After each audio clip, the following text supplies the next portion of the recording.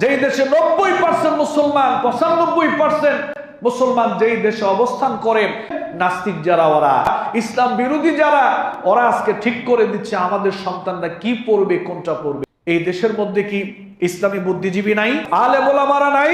ইসলামী ব্যক্তিত্ব, আলেম ওলামাদের দিকে, ইসলামী নেতৃত্বের দিকে আপনারা তাকান না কেন?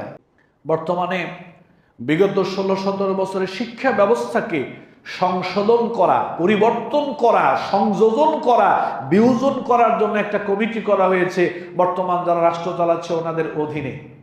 অত্যন্ত পরিতাপের ব্যাপার, অত্যন্ত দুঃখের ব্যাপার, যেই দেশে 90% মুসলমান, 95% মুসলমান যেই দেশে অবস্থান করে, ওই দেশের মুসলমানদের শিক্ষা ব্যবস্থা কিরকম হবে এটা ঠিক করে দিচ্ছে ইসলাম বিদ্বেষীরা।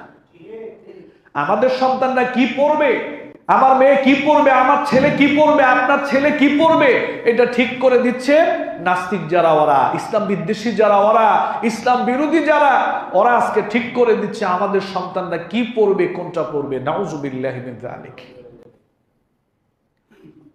আফসোসের ব্যাপার, আমরা আজকের এই জুমার আলোচনা থেকে রাষ্ট্রের দায়িত্বশীলদের কাছে জোরালো ভাবে আমরা এই ব্যাপারে জোর দাবি জানাচ্ছি, অনতিবিলম্বে যে কমিটি গঠন করা হয়েছে শিক্ষা ব্যবস্থাকে সংস্কার সংশোধন করার জন্য, এই দেশের মধ্যে কি ইসলামী বুদ্ধিজীবী নাই, ইসলামী শিক্ষাবিদ নাই, আলেম ওলামারা নাই?